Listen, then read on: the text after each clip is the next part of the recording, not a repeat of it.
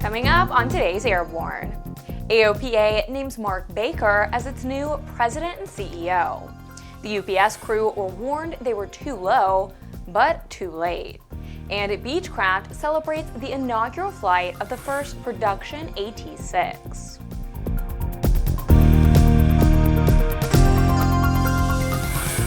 Welcome to Airborne on Aero-TV. I'm Ashley Hale. As we are wrapping up today's episode of Airborne, our newsroom got a late-breaking story. Jim Campbell is here to report. Thanks, Ashley, and hi, folks. And this is one of those times when breaking news isn't exciting, and it's not particularly good.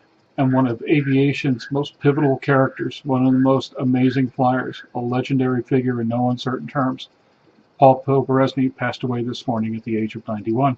According to EAA sources, he was involved in a battle with cancer that had been going on for several months and passed away at the Evergreen Retirement Village in Oshkosh, Wisconsin. The Poberezny family has made a statement which says basically, "We deeply appreciate all the support shown to Paul and Audrey over the past 5 months. As Paul often said, he considers himself a millionaire because through aviation he made 1 million friends. He leaves an unmatched legacy in aviation and can best be remembered by all the people who discovered aviation through his inspiration to create EAA. We also thank you for respecting our family's privacy during this time. Only private family services are scheduled for the moment. Memorials in honor of Paul's life and legacy can be made to any of the following: the EAA Aviation Foundation, the Evergreen Foundation, and the American Cancer Society." Well, like all those who are hearing the news right now, it's a little bit of a shock, and at age 91, what can you say? A long life, a life in service, a life lived well, fun life, amazing times. And to this person who met him when he was a kid, and all throughout my adult life, good times, bad times, whatever the case may be, Paul Poberezny was this constant in the sport aviation world, urging us on to bigger and better things, and reminding us that it wasn't always about airplanes, but it was about the people who flew them, loved them, created them, and kept them in the air. God bless Paul Poberezny. In no uncertain terms, sir, we will miss you. As ANN reported earlier, Mark R. Baker, described by AOPA as a longtime general aviation pilot, has been named President and Chief Executive Officer of the Aircraft Owners and Pilots Association. Baker is only the 5th AOPA president since the association's founding nearly 75 years ago. Baker, an AOPA member since 1987, brings decades of corporate leadership experience to the position, after serving similar roles with Scott's Miracle-Gro and Home Depot. And he may arrive toting a very healthy nest egg. Baker is leaving as the CEO of Orchard Hardware Supply as it prepares to emerge from bankruptcy. And he stands to collect, according to a report in the Dow Jones Daily Bankruptcy Review, up to 40% of the executive bonus pool. That could top $3 million. The company is selling off 72 West Coast stores, with the likely buyer being Lowe's. The exact amount of the pool value depends on the final sale price of those stores. Baker commented on his selection, saying, quote, "I am committed to the priorities of the membership and will ensure that AOPA's focus remains on carrying out our mission of protecting the freedom to fly," end quote. An aircraft owner, Baker enjoys flying everything from light seaplanes to turbines to helicopters. But his favorite airplane continues to be his Piper Super Cub. The crew flying a UPS A300 that went down just short of Birmingham Airport knew things were going bad, but had little or no time to correct the situation. The NTSB says the 2 pilots got both ground proximity and sink rate warnings before the plane impacted terrain. The accident fatally injured both pilots on board. Radio station KRMG relays information from the Wall Street Journal that the first sink rate alarm reportedly sounded 16 seconds before the airplane hit the ground. 3 seconds later, one pilot said the ground was in sight, but by then it was too late. Fox News reports that NTSB member Robert Sumwalt said that the information about the alarms comes from the cockpit voice recorder, but nothing has been ruled in or ruled out for determining the cause of the accident. Beechcraft Corporation says it has completed the inaugural flight of its first production Beechcraft AT-6 light attack aircraft. The company marked the event at its headquarters in Wichita, Kansas.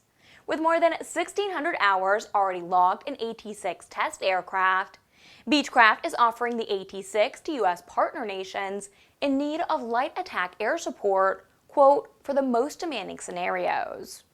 Bill Boyster, Beechcraft's CEO, said, quote, "We have seen a growing interest in the AT-6 from the defense establishment around the world, and we are eager to provide proven reliability and a cost-effective solution to meet the light attack mission needs of our customers," end quote. The AT-6 is a multi-role, multi-mission aircraft system designed to meet the spectrum of needs for the light attack mission.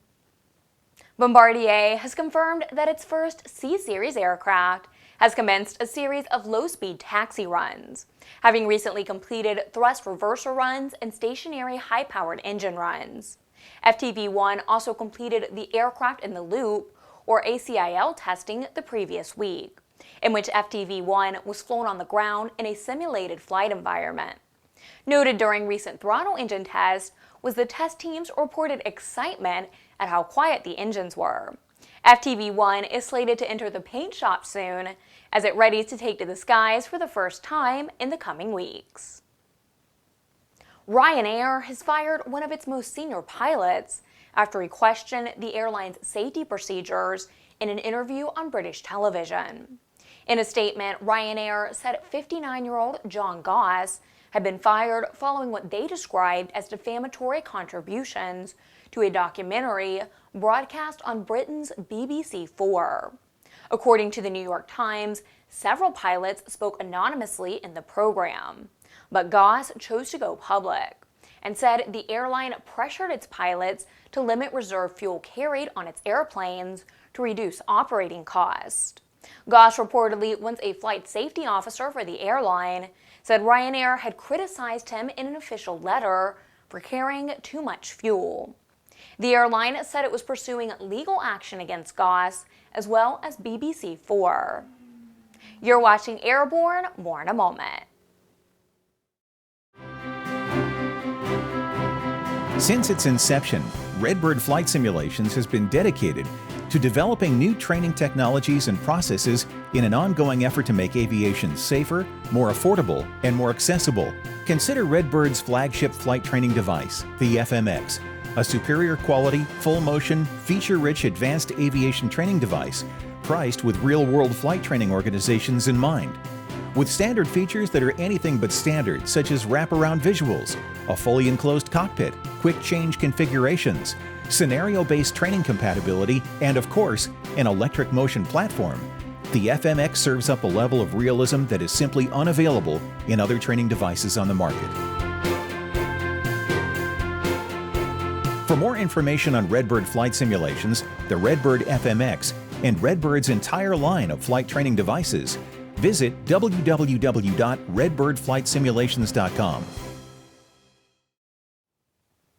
Welcome back. If you'd like to suggest a story for Airborne, Aero-TV, our website, or our podcast, drop us an email to news-by@aero-news.net.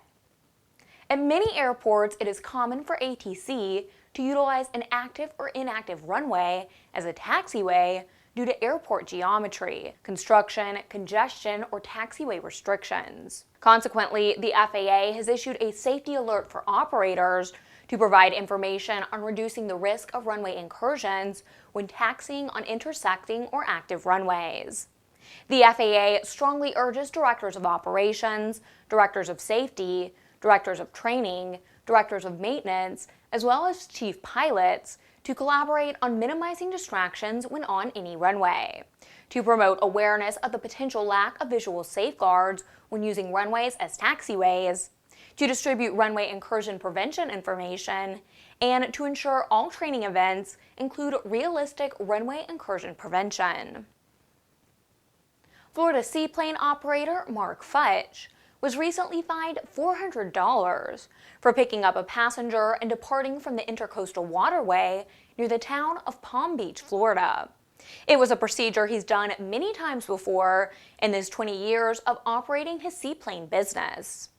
At issue is whether Fudge encroached on Palm Beach city limits. The city claims the waterway to the channel markers, but there are no city limit signs posted in the ICW. The Palm Beach Daily News reported that a code enforcement officer who allegedly witnessed the takeoff said he did not witness it. An estate gardener said he saw the takeoff, but could not say with certainty that Fudge launched from within city limits, and even Fudge isn't sure. Despite the ambiguity and arguments to dismiss by Fudge's attorney, saying he had operated in federal navigable waters, and federal law treats a seaplane as any other boat once it's on the water, Fudge was fined $250 and an additional $150 in court costs. Back from Oshkosh with some time to pause and reflect, especially in light of the news of AOPA's selection of a new leader. ANN CEO and Editor-in-Chief Jim Campbell is here with some thoughts on applying some lessons that should have been recently learned. Here's this week's Barnstorming. Thanks, Ashley. Hi, folks. Well, we're still recovering from Oshkosh, but what an Oshkosh it was, so the recovery process should be likewise. And we're kind of still feeling the pain, but boy, it was a great event. But one of the reasons why it was such a great event was the fact that it was a hopeful one. Let's face it, last year was a downer. It was a downer because members and volunteers found so much to complain about, and finally did complain, and so vociferously, so accurately, so clearly, that eventually EAA had to listen. Now, it took a couple of months. Between the time that AirVenture ended last year and the various changes that took place, ultimately resulting in the removal of Rod Hightower and the placement of Jack Pelton at the top of the EAA hierarchy, well, it took a few months. But the plain fact of the matter is this: EAA listened because leadership was empowered to listen. The main reason they listened was because they had to. Membership spoke up. They spoke up passionately. They spoke up in numbers. They spoke up with great detail. Volunteers did likewise. And the result was we see a new EAA in the making. Now, let's be clear, the job is not done. It's not even close to being done. There's certainly some problems with the voting and proxy system. There's certainly a lot of things that still need to be done with AirVenture. There's still a lot of things that need to be done with the organization itself. But it's a great start because, one, EAA listened, continues to listen, and continues to make changes. And that tells all of us that with passion on the part of an involved membership and with the involved participation of leadership, great things can happen. And they did. And we think they will continue to do so. On the other side, we saw another lesson at Oshkosh this year that really just stuns us. The overall business acumen of many of the people coming to Oshkosh, spending big money to display, big money to bring planes, big money to bring products, is abysmal. We watched people conduct press conferences where they plainly didn't know what they were talking about, didn't have promotional material, didn't even know what their websites were. We saw folks that could not explain what was going on, or in many cases wouldn't. We walked up to salespeople who were too busy talking to each other to talk to their clientele. We talked to people who really didn't understand the product, didn't understand how to talk to people, and more important, didn't even know how to ask for enough information to even think of completing a sale. Now, our Dave Jewell has talked about this for years, but this year was particularly inept. Now, I'm not telling you that this is the case throughout the industry, but it happened so many times and across so much of the sport aviation spectrum that it really worried us. If we're going to have a successful industry, it's got to have a successful business backbone. And to have a successful business backbone, people need to know how to do business. There is a great need, and we're going to try to fill it wherever we can, but let's face it, we're just one group and one media outlet. There need to be more putting this kind of info out. But business needs to change. People need to be more attuned to doing good business. And customers need to be taken care of by folks that are involved, informed, and highly, highly attuned to making sure that they not only get the sale, but follow through afterwards. We'll see how that goes. For the Aero-News Network, Airborne, and Aero-TV, I'm Jim Campbell. To the traditional adage about marriage, something old, something new, something barred, something blue, one couple might want to add something bruised.